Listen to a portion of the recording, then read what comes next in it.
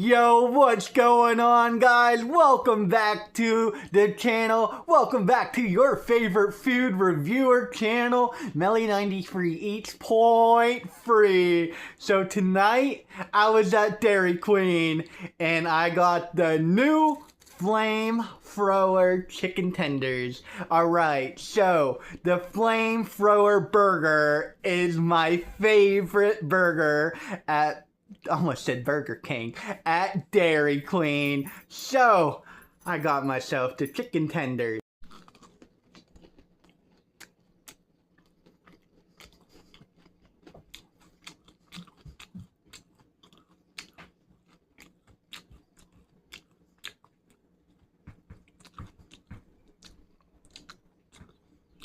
Waiting on the spice.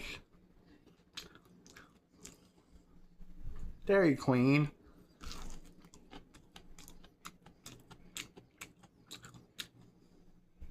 Ooh, it's good, but definitely not spicy.